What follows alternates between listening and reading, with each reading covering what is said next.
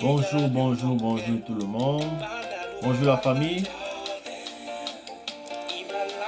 Vous allez bien, j'espère. J'espère que tout le monde se porte bien et qu'on va bien commencer le week-end. Déjà, bon week-end à tout le monde par anticipation. On est bientôt à une semaine après les résultats. Vous devrez déjà penser à soumettre vos DS 260. C'est un conseil que je donne à tous les heureux gagnants du 7 mai dernier.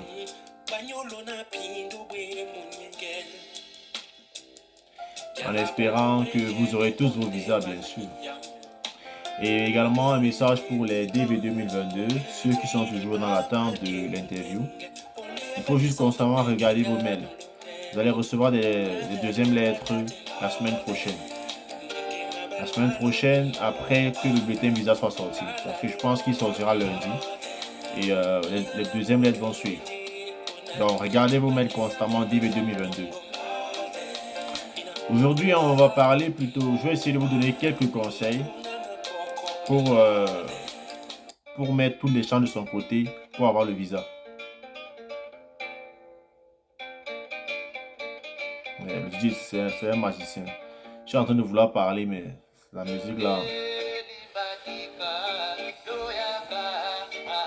En tout cas, vous pouvez poser toutes vos questions ce samedi. Je ferai un autre direct. Je ferai un deuxième direct ce samedi, juste une semaine après les résultats, pour faire un point. Vous pourrez poser toutes vos questions et je vais essayer de répondre à ces questions, en tout cas au maximum. Ce que je voudrais partager avec vous aujourd'hui, ce sont des conseils. Et ces conseils pourront aider beaucoup de personnes, en tout cas ceux qui voudront bien entendre. Ces conseils vous conduiront directement vers le visa. Je ne peux pas dire que ces conseils vont vous garantir le visa, non. Ça va essayer de vous amener vers ce visa-là. Parce que, comme je vous l'ai dit, il y a une seule personne qui peut garantir le visa, c'est l'agent consulaire. Même le bon case normal ne garantit pas le visa. Il n'y a que l'agent consulaire qui a ce pouvoir-là, justement, de dire, OK, je vous accorde le visa, bienvenue aux États-Unis. C'est lui le seul boss, c'est lui qui décide pour vous, malheureusement. Malheureusement, ce sera lui qui va décider pour vous. J'ai oublié de me présenter. Je suis Stéphane. Bonjour une fois de plus. Je suis Stéphane USC. Je reviens pour une nouvelle vidéo. Si vous êtes nouveau sur cette chaîne, si vous êtes un nouvel abonné, durant cette chaîne, on parlera exclusivement de DV Loterie. Je vous accompagnerai pour ceux qui ont gagné et pour ceux qui sont curieux de savoir ce que c'est que la DV Loterie. Je vais essayer de partager avec vous, vous expliquer, de partager avec vous ce que c'est que la DV Loterie, de partager avec vous la procédure elle-même de la DV Loterie. Parce que, vous savez, rien qu'en regardant mes vidéos, vous pouvez suivre vos dossiers par vous-même. Vous voyez? Vous pouvez suivre vos dossiers par vous-même. C'est la raison pour laquelle j'ai monté cette chaîne. Pour essayer d'aider d'autres personnes à pouvoir se former eux-mêmes dans la loterie américaine et pouvoir suivre le dossier jusqu'à la fin. C'est pas compliqué en principe, c'est pas compliqué. Mais comme il y a toujours les exceptions partout, il y aura certainement parmi vous d'autres qui ne voudront pas suivre par eux-mêmes à partir de mes vidéos et qui voudront confier leur dossier pour un suivi personnalisé. Alors, il n'y a pas de problème, vous pouvez me contacter pour un suivi personnalisé, mais ce sera payant. Mais pas grand-chose en principe. Ou alors, vous pouvez contacter quelqu'un d'autre pour un suivi personnalisé. Comme vous savez, je vous ai toujours dit, si vous n'avez pas la connaissance et que quelqu'un vous propose cette connaissance, payez si c'est pour la bonne cause. Et pour la DV Loterie, c'est pour la bonne cause. Donc, payez en espérant que cette personne s'y connaît. Évitez les charlatans qui sont dehors, qui vont vous demander des sous, pourtant ils ne seront pas à même de répondre à vos questions. Tant bien même quand vous aurez du stress, quand le stress va commencer à vous pénétrer, parce que le plus dur dans la procédure de DV l'autrui, c'est la gestion du stress. Si vous réussissez à gérer vos stress, vous avez tout gagné. Vous avez tout gagné si vous réussissez à combattre ça. Le stress de regarder les mails, le stress que le mail n'arrive pas, tout cela. Parce que l'interview en elle-même, comme je dis toujours, c'est l'étape la plus facile de la procédure. L'étape la plus facile parce que en l'interview, on se base de votre DS 260. On se dit, OK, la DS 260, comme je l'avais expliqué, c'est une demande de visa que vous faites, un visa immigrant. Et dans cette demande de visa, vous allez entrer vos informations, les informations qui vous concernent totalement. Et lors de l'interview, le consul va se baser sur ces informations pour vous poser des questions. Si vous ne répondez pas correctement, il pourra vous refuser le visa sur la base de votre DS 260. C'est la raison pour laquelle le remplissage de cette DS 260 c'est très délicat. Vous ne devez pas remplir simplement à la volée. Vous ne devez pas remplir simplement parce qu'on a dit c'est bien de gérer vos dossiers très tôt. Vous devez remplir sûrement. Vous devez remplir rapidement, mais sûrement. Pour éviter de débloquer votre DS après. Parce que le déblocage de DS ralentit votre procédure. Je vous explique. Vous pouvez soumettre votre dossier rapidement. Après, vous vous rendez compte que vous avez fait une énorme erreur sur la DS. Là, il va falloir modifier cela, modifier cette erreur. Qu'est-ce qu'on fait? On fait un mail au KCC, on leur demande de débloquer votre DS. Ça va prendre généralement 2-3 jours. Lorsqu'ils débloquent votre DS, on apporte la modification à votre DS 260 et on resoumet la DS. Ça veut dire quoi? S'il y avait une pile de 10 dossiers et que, par exemple, on était déjà au 7e dossier et votre dossier était le 8e dossier, et bah, on ne va pas arriver sur votre dossier, on va prendre votre dossier, on va le remettre à la fin. Parce que vous avez débloqué la DS et vous avez encore soumis. Vous avez encore soumis encore la DS une deuxième fois. On va prendre votre dossier, on va remettre en bas. C'est la raison pour laquelle je conseille moins le déblocage de DS. Prenez votre temps pour remplir la DS, ce n'est pas la course. Mais soyez aussi rapide. Prenez votre temps, soyez rapide.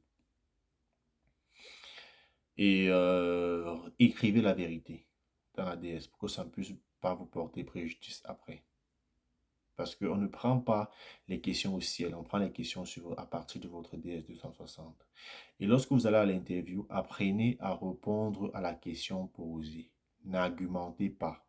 Vous avez des enfants? Non. Vous êtes marié? Non. Ne dites pas non, je ne suis pas marié, j'étais avec une fille là, machin. Non. Vous êtes marié? Non. Vous avez des enfants? Non. Les questions booléennes. Et les réponses également booléennes. Ne cherchez pas à argumenter parce qu'en faisant cela, il peut vous poser une question supplémentaire et qui vous cloue. Ceux qui ont joué avec l'expérience professionnelle, c'est le moment pour vous de vérifier déjà si votre métier fait partie de la liste des métiers éligibles à la DV Loterie. Sinon, vous n'aurez pas le visa. Parce que pour jouer à la loterie américaine, il vous faut avoir le baccalauréat ou 2 ans d'expérience professionnelle durant les 5 dernières années. Mais le problème, c'est qu'on vous dit généralement 2 ans d'expérience professionnelle durant les 5 dernières années, mais on ne précise pas sur quel emploi. Or, il y a une liste des emplois éligibles à cela. Donc, ce n'est pas avec n'importe quel emploi que vous pouvez participer. Si vous avez gagné et que vous avez le mauvais emploi qui n'est pas sur la liste, vous n'aurez pas le visa. Donc, ne dépensez même pas sur la procédure. Parce que vous allez arriver devant, vous n'aurez pas le visa. Il faut bien vous renseigner pour avoir la bonne information comme quoi votre métier est éligible. Si votre métier ne figure pas sur cette liste, malheureusement, je suis vraiment désolé de vous dire cela, vous n'aurez pas le visa. C'est vrai que j'ai eu l'année en 2018, j'ai eu un client par exemple pareil qui est venu vers moi. Il dit on lui a donné mon numéro et il veut que je fasse un suivi sur son dossier. J'ai vérifié, j'ai vu qu'il n'avait pas le baccalauréat, il avait juste le BEPC.